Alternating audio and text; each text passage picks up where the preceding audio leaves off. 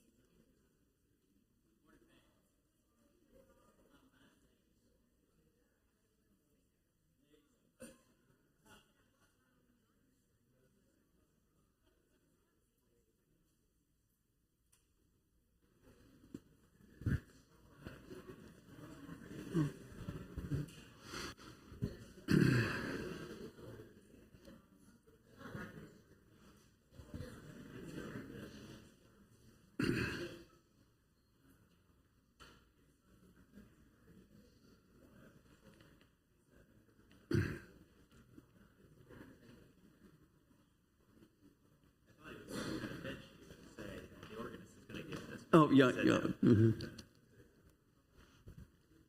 Good morning, everyone.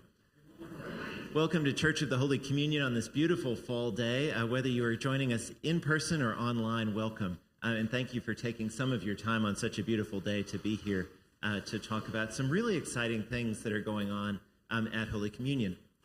It was about 2 years ago that I took the senior and the junior warden up into the organ loft and said, we have a problem. This console is just not going to go the distance, and it's going to be a major investment and a major repair.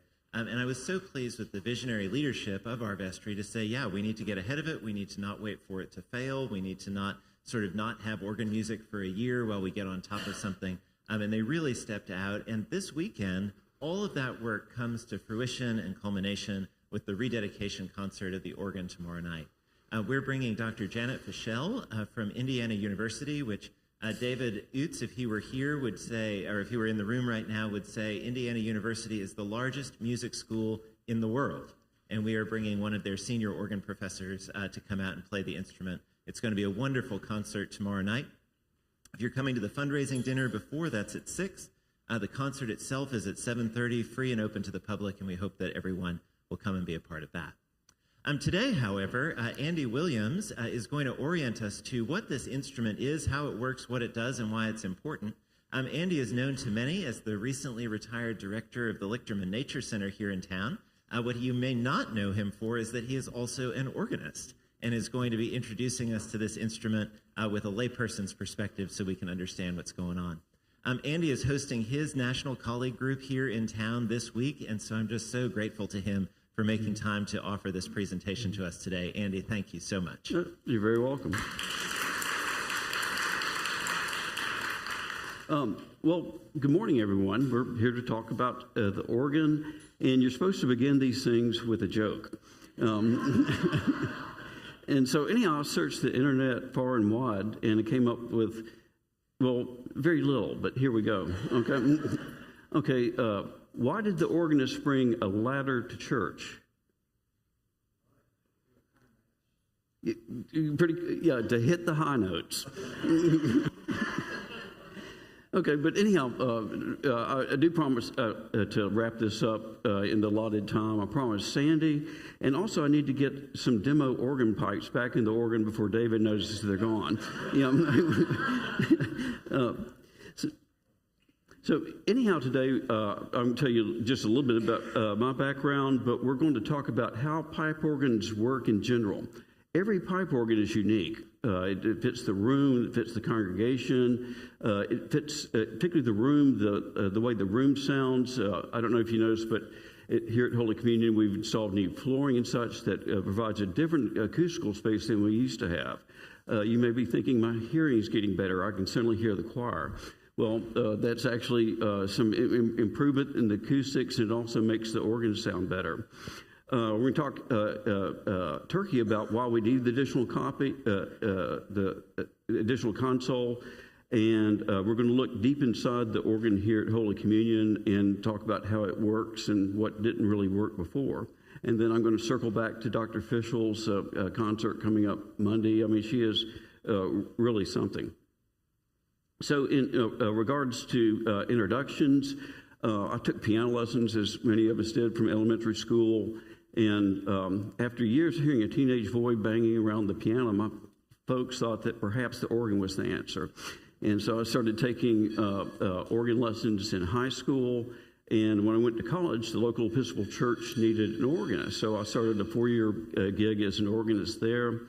I lived back in my hometown for a few years before I moved to Memphis, and I got my big break when Miss Bennett, the organist at St. Barnabas, broke her toe. And so I started playing regularly at my home church and for weddings and some recitals and such.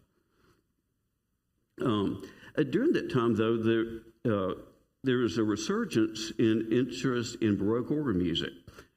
There's E. Power Biggs, just a world famous organist. The first time I heard him, it was on one of those Christmas album compilations my parents had, and he had billing up there with Barbra Streisand. So he was maybe not as famous as Barbara, but he was really influential. He played Baroque organ music exceedingly well as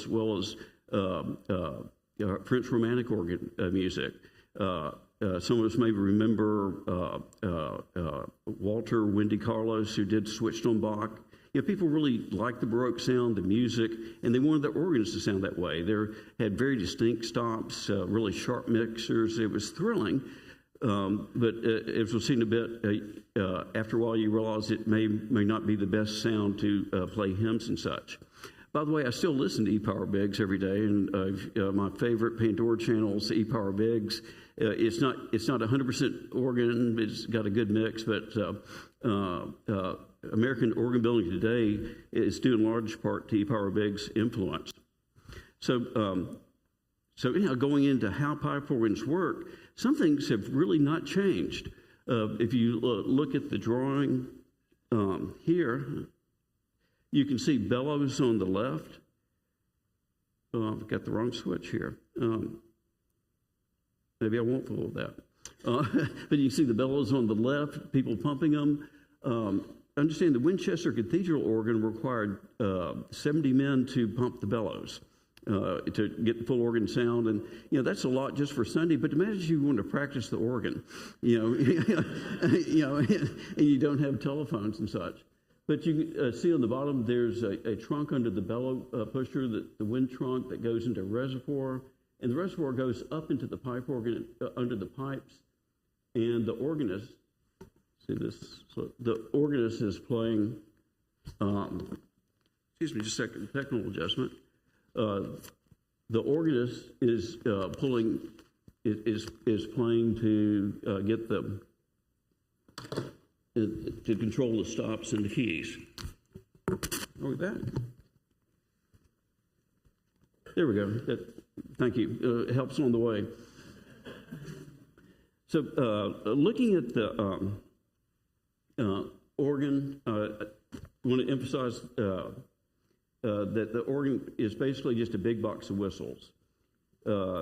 Basically, you put air into the bottom, and it goes through a mouth and resonates, and you get sound. In this drawing, if you look carefully, you can see that the tallest pipe is called an 8-foot.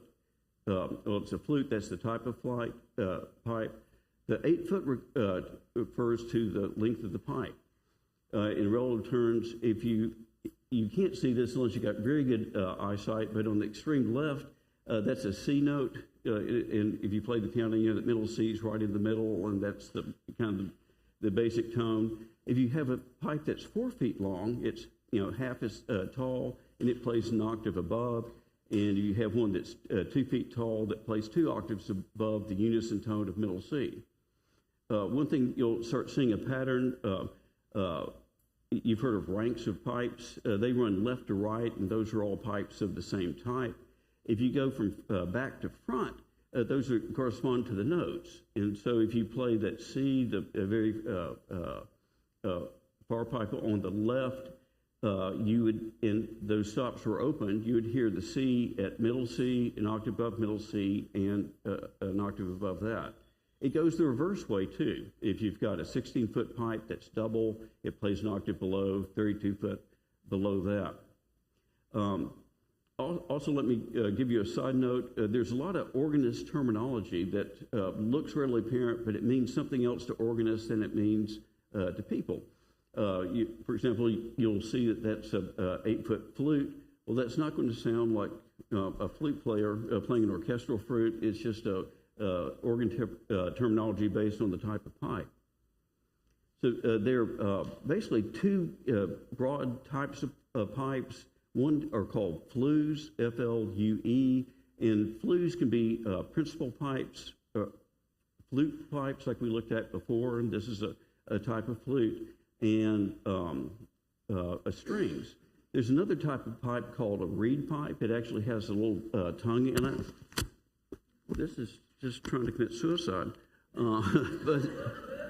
But anyhow, there's a reed in it. I don't know if anyone's played a saxophone or seen it, but you have this little reed in there that vibrates, and you've got this long tube of a saxophone, and you control the length of the saxophone by opening and closing little holes. Well, the reed in the organ works the same way, but instead of opening and closing little holes, you just vary the length of the pipe. This is actually a stop flute. And one thing so this is easy to show, but you can see it's got literally a stopper on the top. When you tune this sort of pipe, you kind of pull the stopper in and out. And for the others, like the flutes and other sort of flues, you extend the length of the pipe. It's really difficult with reeds. There's a tuning wire up in the mouth of the pipe, and they tend to go out of tune quite a bit. So anyhow, you think about tuning and what would be involved. Well, I've got two pipes here. You could tune those. If you had our organ here at Holy Communion, you would, if you got these tuned, you'd have 1,898 pipes to go to tune. And so it's a lot of work. And once you get one tweaked, it makes the others sound funny. But there's a wide variety of shapes in organ pipes. The ones on the left are all various types of flues. The ones on the right are all various reed types. And Holy Communion has most of these types represented in the organ behind the facade. Some of them look more complicated than others, and there's one. Let's see, what is it? It's number 22, the Vox Humana. It not only has a complicated shape, but sometimes it's enclosed in a special box. And it's just a super amount of trouble to get to and to keep in good tune. There's another type of pipes that I want to talk about are mixtures and mutations, mixtures and mutations. They're specialty stops on the pipe organ, and the ranks are there to add harmonic complexity. Mutations don't sound at the unison pitch. There's a mutation called Nazard, who comes up with these words, but it's the number instead of 8, 4, 2, 16, or 32 will be 2 2/3, and that actually plays a perfect fifth, an octave above the note that you're playing. So if you look on the keyboard on the left, you can see middle C to the left, and you go up like an octave and a half to the 2 2/3, that's the fifth. And so it flavors the note, and it gives some really beautiful sounds that you can really only get on an organ, but you can't play it by itself. You typically have like a C or something. Then the mixture stops are compound stops, and they play well above the chords. You usually use mixtures when you've got a really loud organ. You want people to be able to hear the individual notes and stuff, and they give... they can be really thrilling, but they play unison notes way above the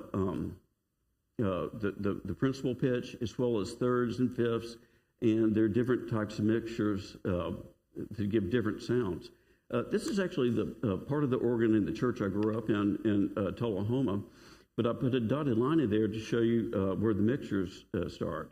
In the back, you can see some basically principal pipes and all. But you'll see the mixtures are much smaller, and one thing you may notice as the mixtures break. If you go left to right, the pipes get progressively longer, and then they get short again, and they get longer. The reason they do that is that if you just had them keep going up and up and up, you could get pipes that are way too short to even be able to reproduce. It would be shrill and not very musical. And so there's all sorts of complicated formulas for various types of mixtures that they actually engineer the mixtures to go with certain octaves, and they keep the bass from being too low, and they keep the top from becoming too shrill. So anyhow, back to the way organs work. This is just a very small variation on that old-timey illustration that we looked at this is not progressing. I've had better days. There we go. If you look in the lower left, you can see a blower that fills a reservoir. It goes into a trunk. that provides air for the wind chest under the various pipes. This is where it gets really exciting and really mechanical. It's one thing to have a big bunch of air under a whole bunch of pipes, but it's another to get sound out. You look carefully in the illustration, you can see on the right there's controls for the stops. They basically release air into each rank of pipes, have it ready to go when you press a key. And there's another thing from front to back that actually activates all the pipes that are on that particular note. And it's a grid pattern, and this particular illustration is for a tracker organ.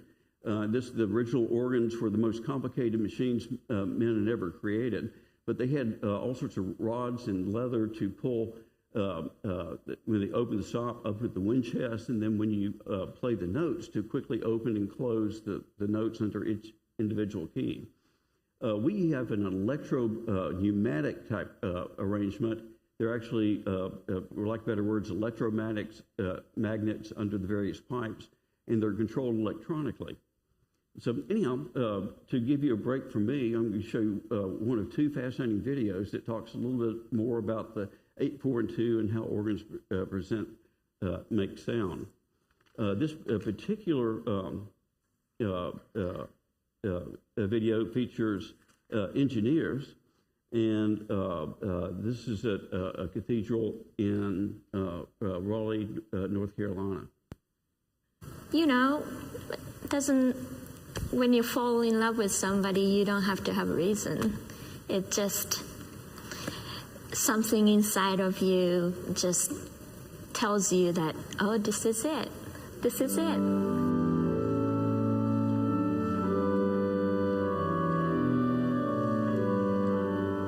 saw the organ, I heard it, and I just felt something. The pipes really love speaking from up this high in the room. They're getting lots of support from the barrel vault overhead, which helps them just to project right down the nave very efficiently.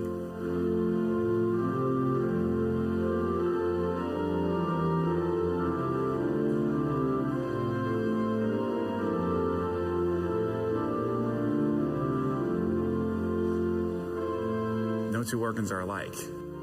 And so there's a lot of trial and error involved. You know, you have to try out each stop individually. They're all meant for different applications.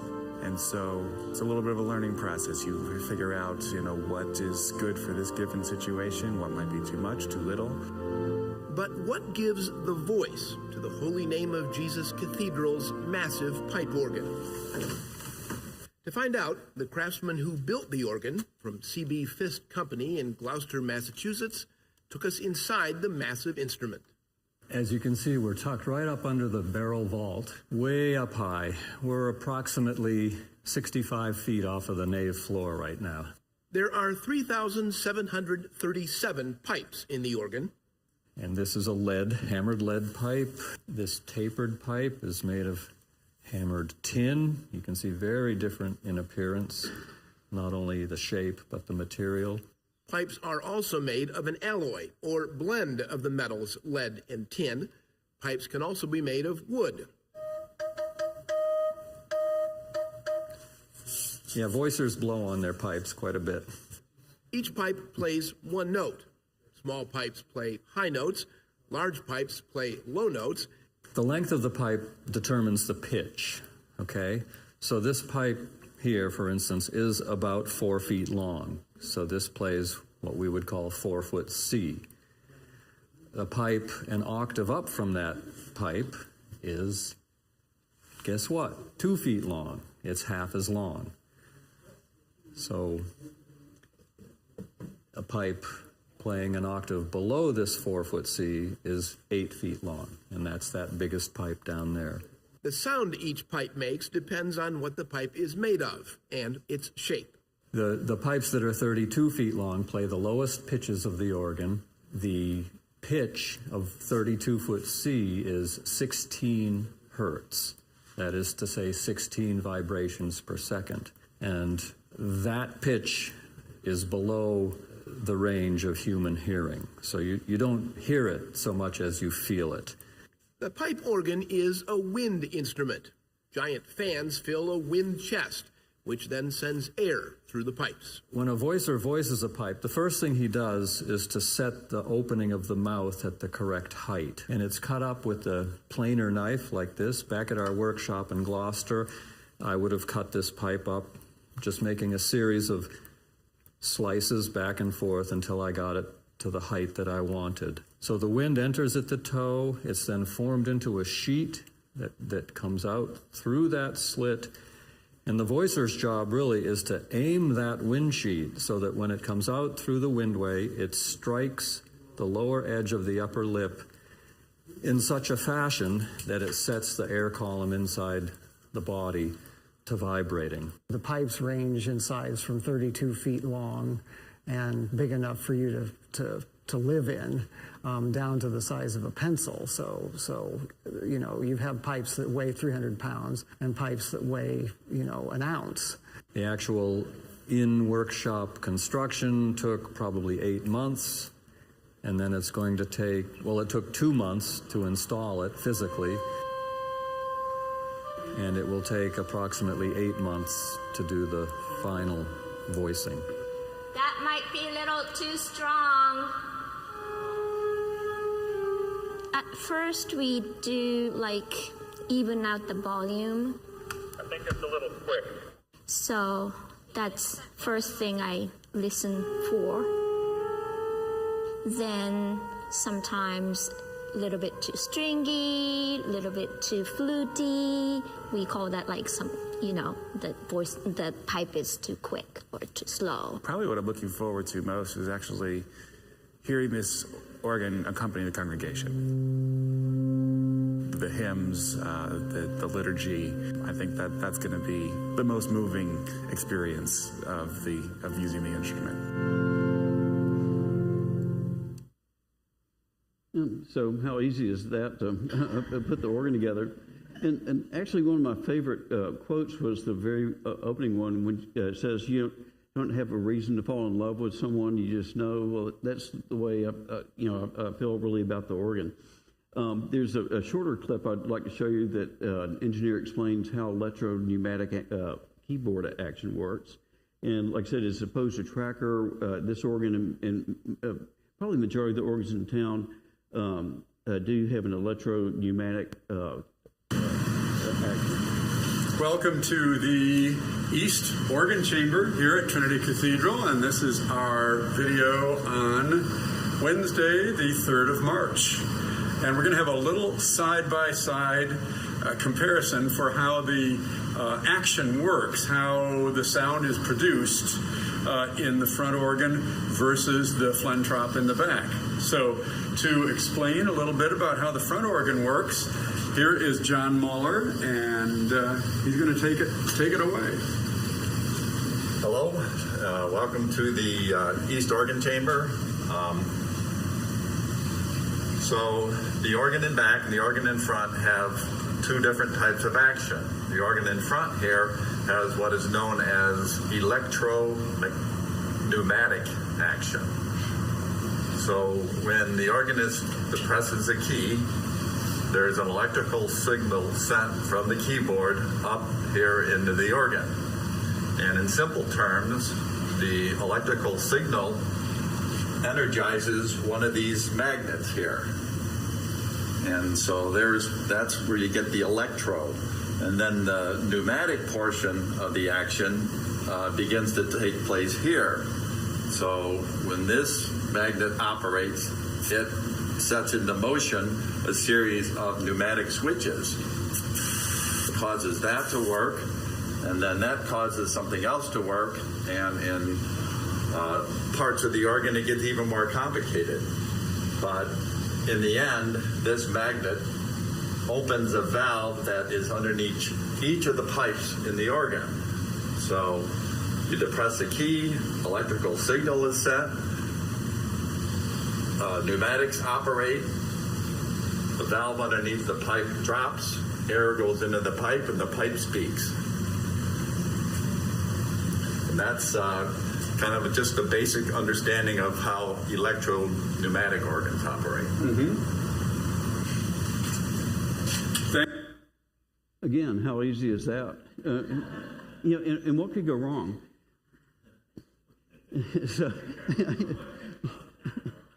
So it's it's really complicated. The real miracle is how fast all that happens. You listen to a Bach piece, or even just in hymns when you're doing really frilly things up above. You've got hundreds of relays clicking in and out. This one I want to talk about electronic organ sounds and kind of dive a little bit into our organ in particular. The organs I grew up with before the pipe organs were installed were electric organs, and they didn't sound like a piano, but you always knew it was an electric organ. In fact, my first lessons were on a Hammond organ. I think they use in rock concerts. They're very different sorts of instruments. But technology has come a long way since the 70s and 80s, and what we can do. And there's a whole set of new organ lovers who digitally sample pipes. They go through. You saw the lady with the walkie-talkie and said that's a little much. Well, we have the same people that are recording engineers, and they record individual pipes, not in a studio setting, but in a church or a cathedral.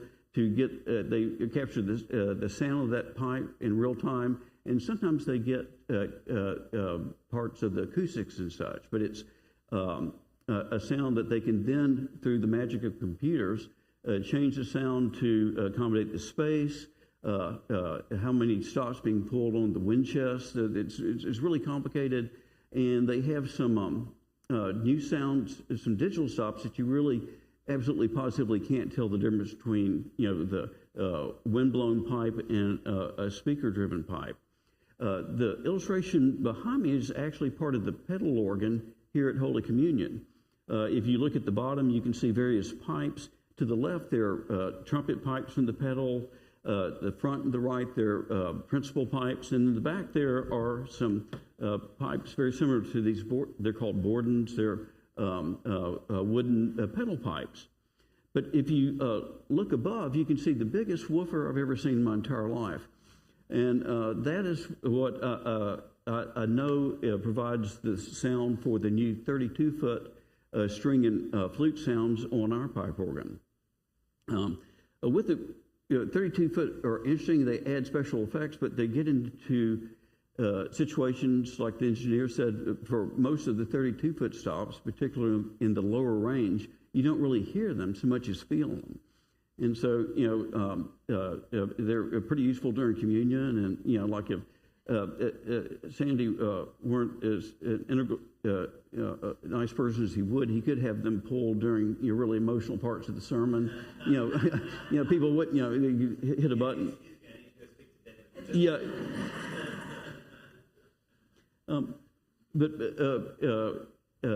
One more thing we need to talk about with pipes, though, is that no matter how hard or how softly you touch an organ key, it doesn't change the sound. The only thing that really changes the sound of the organ are the stops that you pulled. And when I think about those electric organs or the piano, you can change the volume just either with a pedal or banging a little bit harder. But the pipe organ doesn't work that way. There are two ways to change the sound. One of them is to pull more stops. If you look, there are three pedals at the bottom. The crescendo pedal is one that, through the power of technology, adds stops in a prearranged sequence going from soft to loud. Right now, this particular, the pedal is all the way pulled forward, and that means it's not engaging any additional stops. Most pipe organs, though, also have at least one of the organ divisions under expression. And another way to say that is they have one division in a wood box. Basically, it's just a solid wood box, and you control the volume of the sound by opening and closing shades in front of the pipes. So if you look at the top of the screen on the upper left, that they're fully open. You can see the pipes behind. As you close the shades, the sound becomes quieter and more muffled. So it's just like opening and closing a door. At this point, we also get into some of those organ names that mean more to organists than other people. When we talk about divisions that are swell, great, and choir, we're not talking like this one's great, the swell is just okay. Swell is just an expression that English-speaking organists use for a particular division of the organ. In our organ, it happens to be the manual or keyboard on the top. The great is probably the division you hear most for hymns and that sort of stuff.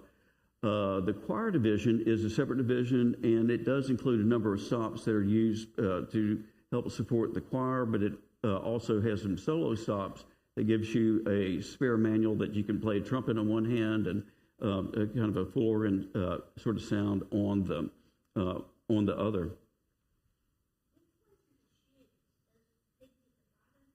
Which ones are what? The shoes are you see in front of the pedals. You can see crescendo, add stops. That's a shoe, and they call them shoes rather than pedals because the pedal board, you would, when they say hit the pedals, you think, oh, which notes do you want me to hit? But if your organ teacher says, use the shoe to change the sound, you know that you need to control the sound using one of those three pedals on our particular organ.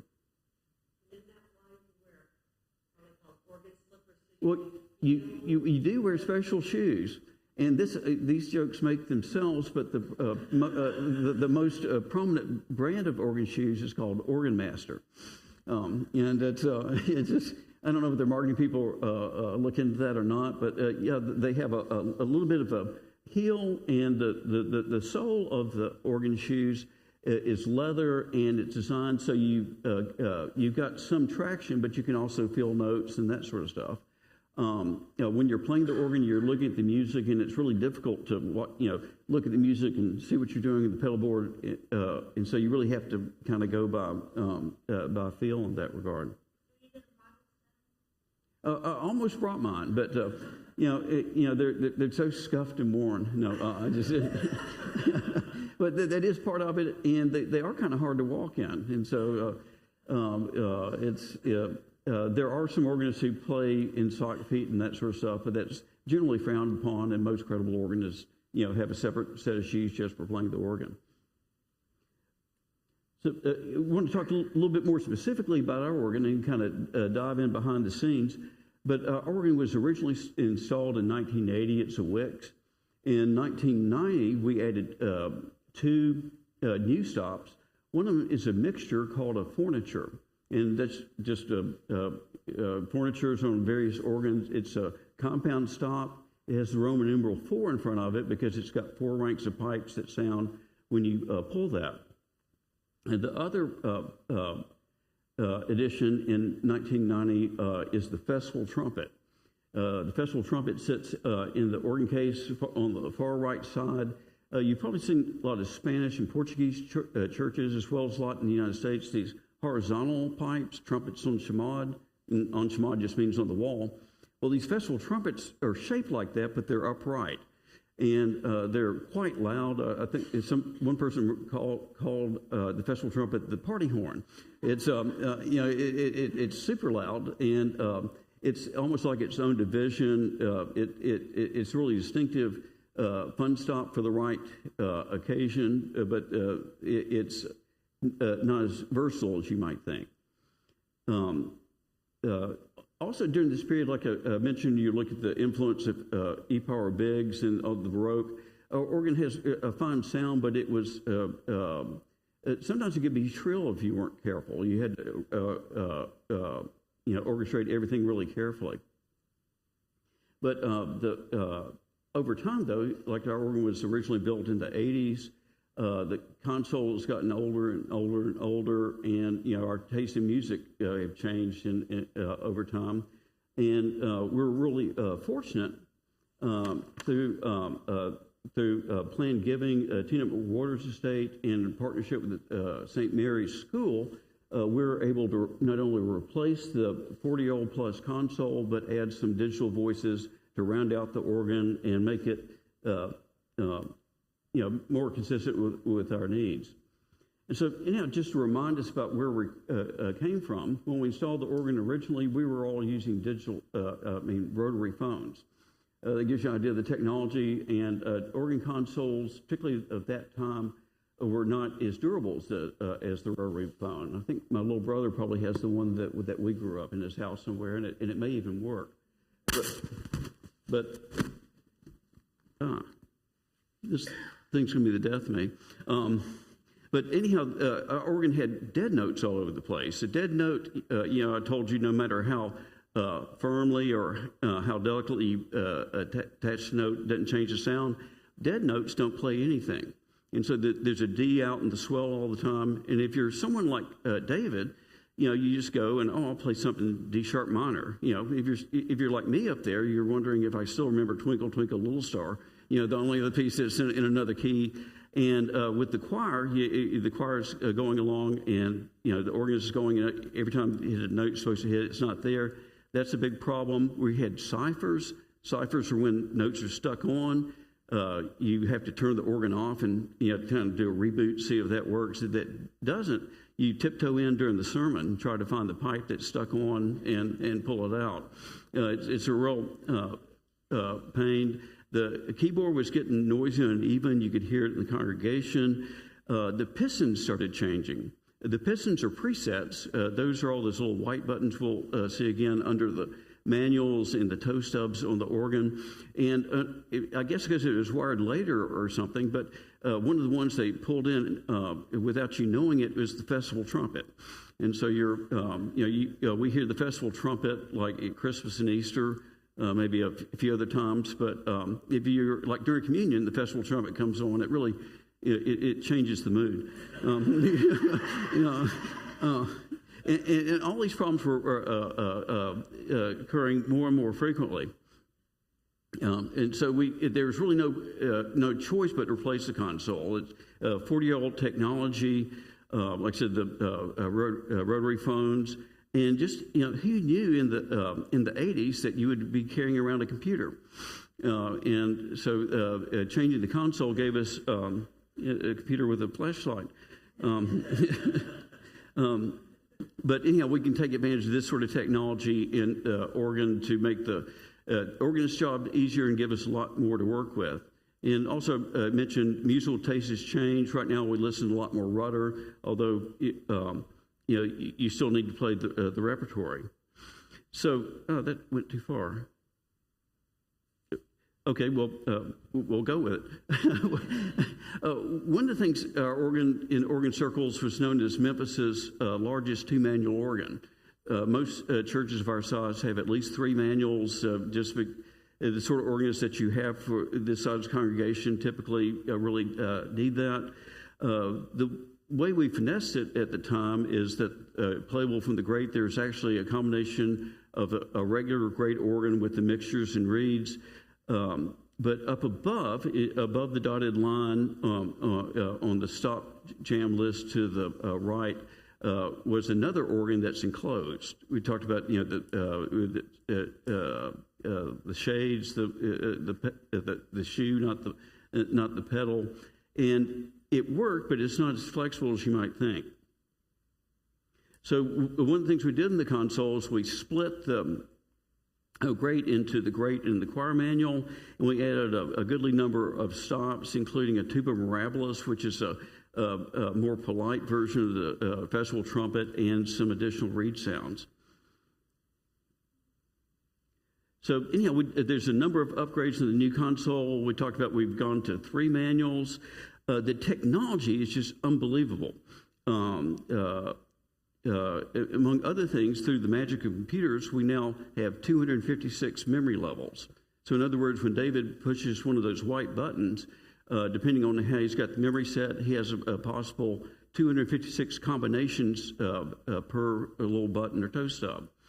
So there are 12 general, so you pistons or presets. So you multiply 12 times 256. There are 8 presets for pistons for each one of the manuals and pedal. You multiply that 256, and you got a whole lot more organ that's easy to control.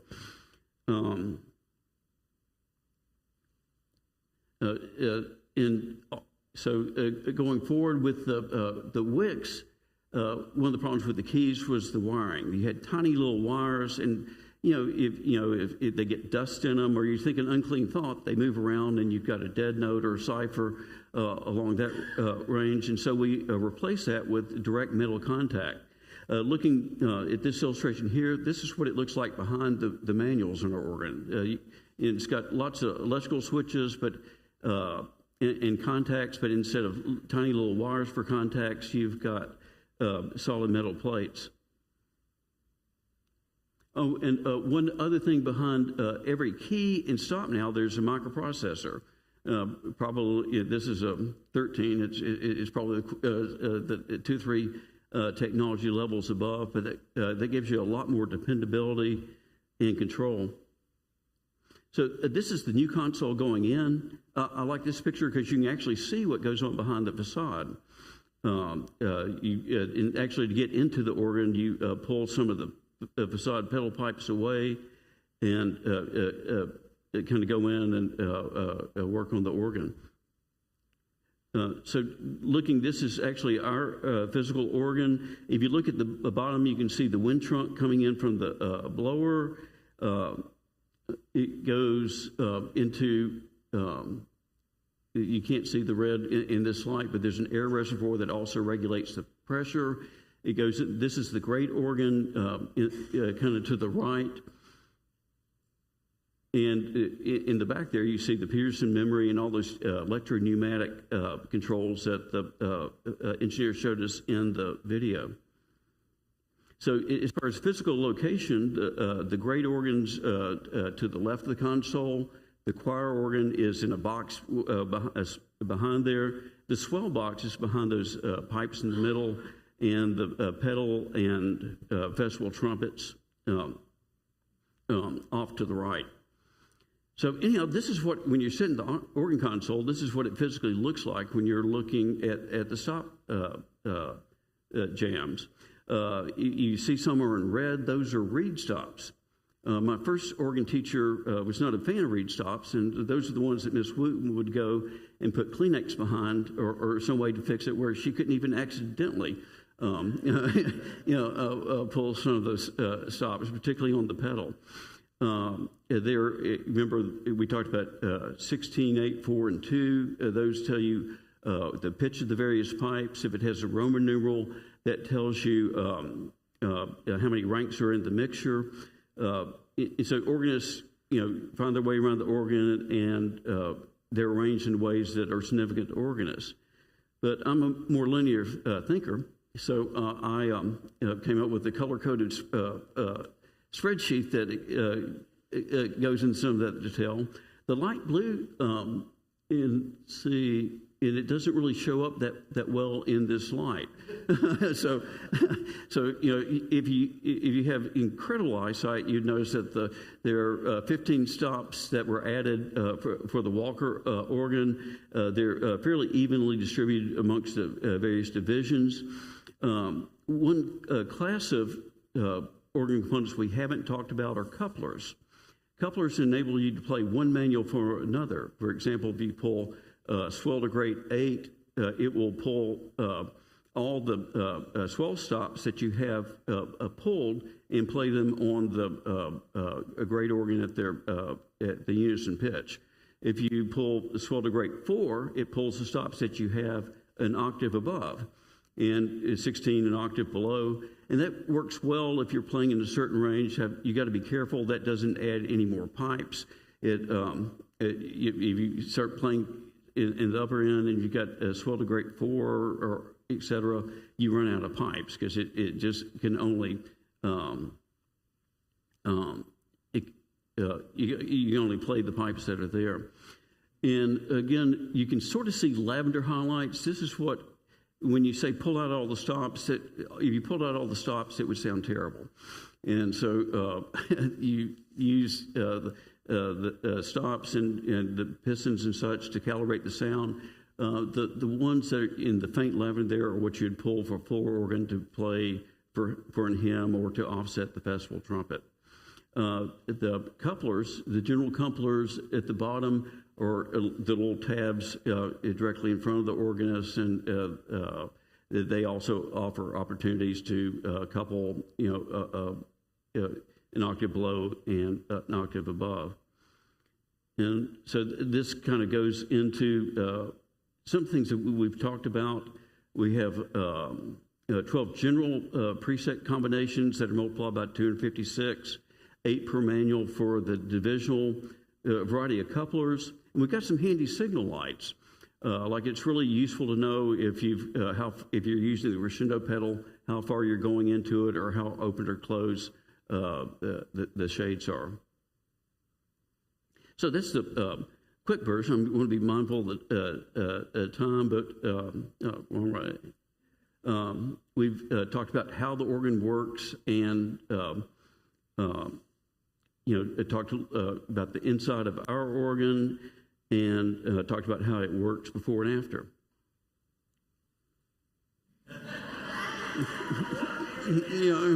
There it is. As Sandy said, I hope everyone hear Dr. Fischel. She, in addition to being an academic, she holds church posts, and so she knows what people want to hear music. But she's well-rounded from an academic, especially. She took 3 years out of her life and played every organ piece that Bach wrote and recorded it, and people buy the recordings. I mean, it's fabulous.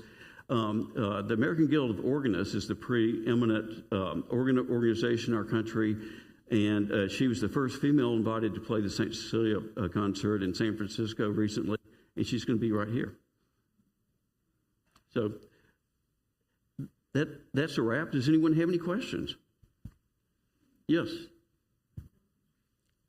Like other woodwind instruments, do the reeds have to be changed in the pipes?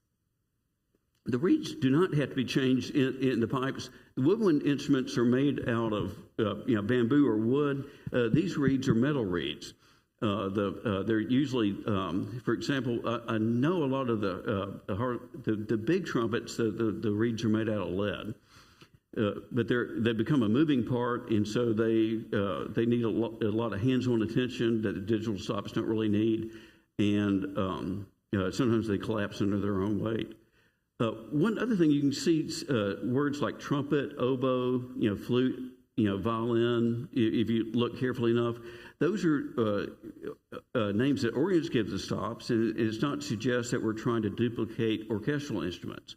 Although there are theater organs, like they have in the Orpheum, that do have a whole lot of 8-foot stops that they use specifically to imitate other instruments. Yes, sir. Explain again why the pipes don't just go from the smallest to the biggest, but are mixed in together. Okay. Yeah. Right there, well, that's the decorator speaking, and so all these pipes actually speak. But the facade, and you look. Oh, that's a big organ. Well, those are big pipes you're looking at. Most of the real action happens behind the screen. And with both the mechanical and electrical, these pipes speak, but it's all mixed up. It's not the nice grid pattern. If an engineer did a pipe organ, it would have all the big pipes on one side and all the little ones on another, with the exception of the mixtures. But that's just for decor. So wood moves with humidity. It'll expand and contract. So, does that change the pitch of the pipe? The humidity? Yes. Well, the humidity doesn't, but the temperature does. And so, when you tune the pipes, and this is one other thing I give Holy Communion really credit for. Up until the recent renovation of the nave, the organ loft was not air conditioned. When I first came to practice in the summer, I thought, I looked at David had all these fans around. I thought, wonder what's going on with him. And then after sitting there a few minutes, you get the idea. And so it's most churches with pipe organs that turn the air conditioning or heat off in the evening. The organist normally comes in 24 hours in advance and turns everything on. so that the pipes warm or cool down to the temperature that they're tuned on. And pipes respond differently to the heat. The small pipes go further out of tune faster, and the reeds are always doing something that you don't want them to do. Andy, I'll just add that one of the most challenging pieces of the facility renovation that we did was figuring out the air conditioning, because the nave was built before air conditioning. The windows would be open to let air come in, and the nave has a poured concrete structure. So you can't just kind of put a duct through. You've got to go where the concrete is. And figuring that out was a major, major challenge. Other questions? Jonathan?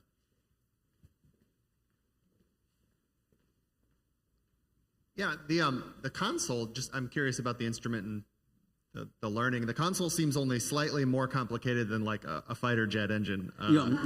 So I wonder how long does it take to sort of get to a basic operational kind of ability to play? Well,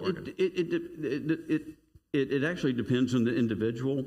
Organists like David and Dr. Fischel can go to any organ in the world, sit down, and make magic. But once you learn one console, it doesn't mean that you've learned another. And when you're in the piano, if you want to play louder, you hit the keys louder. You want to play loud in this organ, you've got to figure out if you want a piston, a toe stub, a shoe, where to go and where they are. But there's so many stops. Most organists rely on presets extensively. And in fact, there's one feature in this I didn't mention. It's called the next. And what a lot of organists do is they set, there are 12 general pistons, you set them up from one end of your piece to another, and you get ready to change registration, you hit the next, and it goes to number 2, number 3, number 4. And there are tricks, like when I play, I don't play very often or well, and so when I use presets, look for ones that are easy for me to find, usually one on either end, or that I can see just glancing down that way. But with pipe organ, you really become more with the instrument, and after a while it just certainly clicks, but it's different timelines for different people. Andy, you had sort of alluded to this before, but every organ being unique means that every organ is going to be designed for its space. And a church organ is going to be different than, say, the organ at AutoZone Park downtown or the Wanamaker organ in the Macy's building in Philadelphia. Can you sort of speak to just how and why that's the case?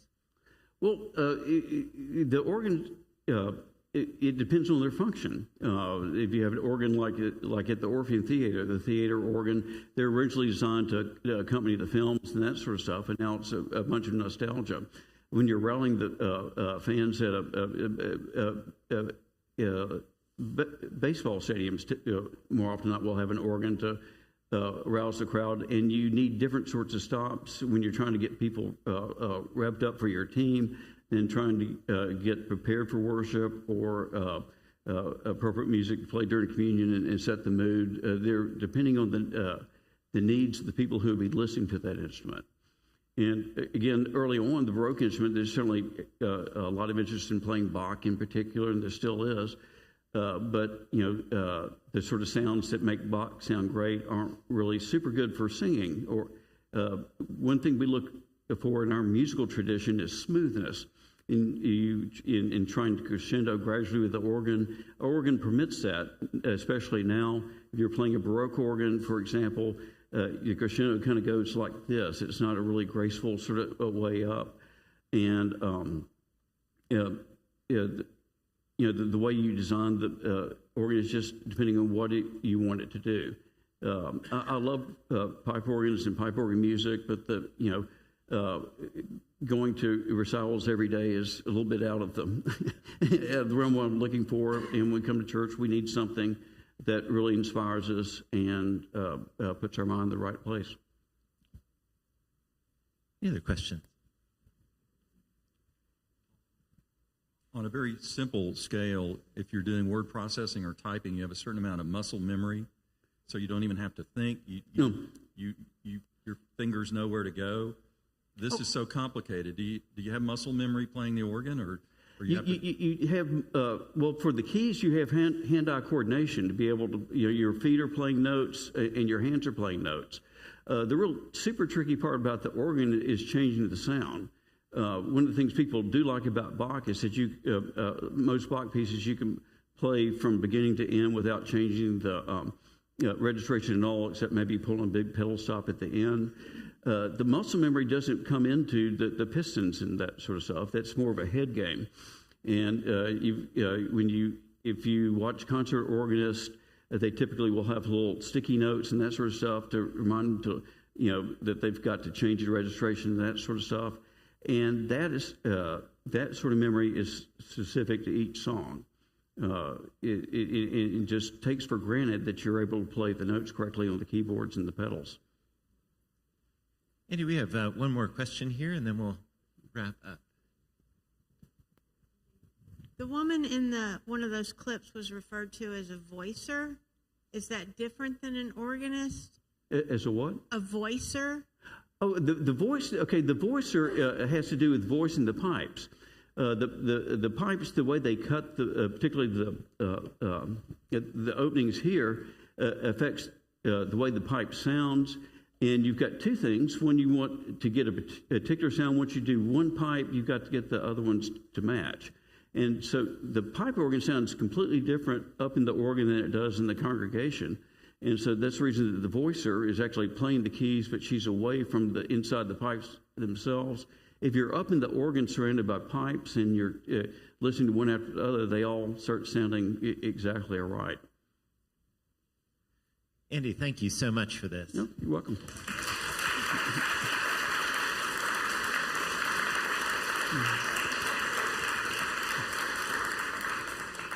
I wanted to just point out two things that came across Andy's slides because I think they're just wonderful. When you look at the instrument here, this is the second pipe organ that Holy Communion has had in its history. The first one came from a house over on Norwall, I believe, and the pipes and things were in the front of the church. It moved up to the back of the church in 1980, where there had originally been balcony seating. And so just to give you a sense of the size of the instrument, there is as much real estate behind what you can see as there is in front of it. There are another 3 steps that go up behind it, which is how much space that we're talking about. And would you mind backing up to the slide where you showed the Walker logo?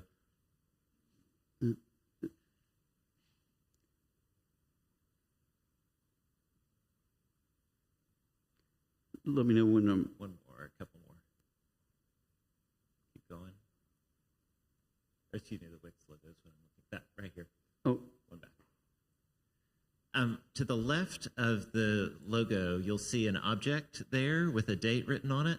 That was the cork from the champagne bottle that they opened when they finally got the instrument into the balcony. And they dated it and put it inside the console, and we pulled it out when we took out the old console. Andy, thank you so much for this orientation to the instrument. We have a world-class performer coming tomorrow. The dinner, if you've bought a ticket, is at 6. The concert is free and open to the public. It's at 7:30. Please tell your friends and please come. It's going to be a really wonderful day for Holy Communion. Thank you all so very much.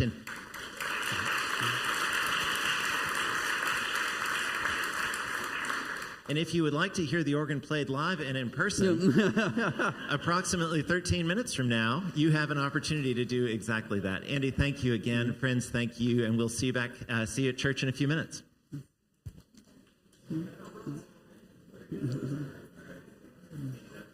Oh, well, thank you. Glad you enjoyed it. Absolutely.